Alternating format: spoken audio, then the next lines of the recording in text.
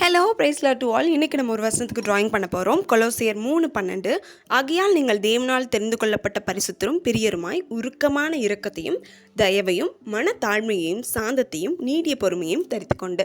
So அதனால் இப்படி குவாலிட்டிஸாக கொடுத்துருக்கனால நான் ட்ரெஸ் ஹேங்கரில் தொங்குற மாதிரி போட்டுட்டு kindness, tender mercies, humility, meekness and long suffering சொல்லிட்டு நான் எழுதிட்டேன். ஸோ இதெல்லாம் ஏசப்பாவால் தெரிந்து கொள்ளப்பட்டவங்க கிட்ட இருக்க வேண்டிய குவாலிட்டிஸ். ஏசப்பா விருப்பப்படுற ஒரு குவாலிட்டிஸ்.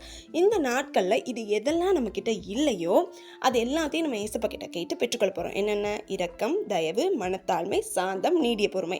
எதெல்லாம் இல்லையோ அதெல்லாம் கேட்டு அதெல்லாம் நம்ம பெற்றுக்கொண்டு நம்ம வாழ்க்கையில் அப்ளை பண்ணும்போது ஏசப்பா ரொம்ப சந்தோஷப்படுவாங்களாம். இது என் பிள்ளை எனக்காக என்கிட்ட கேட்டு பெற்றுக்கொண்டதுன்னு சொல்லிட்டு. ஸோ கேளுங்கள் அப்பொழுது உங்களுக்கு கொடுக்கப்படும் ஏசப்பா சொல்லியிருக்காங்க. ஸோ கேட்போம், கேட்டு இந்த குவாலிட்டிஸ் எல்லாம் நம்ம பெற்றுக்கொள்வோம். ஏசப்பாவை சந்தோஷப்படுத்துவோம். மனுஷரை சந்தோஷப்படுத்துறதை விட்டுட்டு ஏசப்பாவை சந்தோஷப்படுத்துவோம். God bless you. Have a nice day.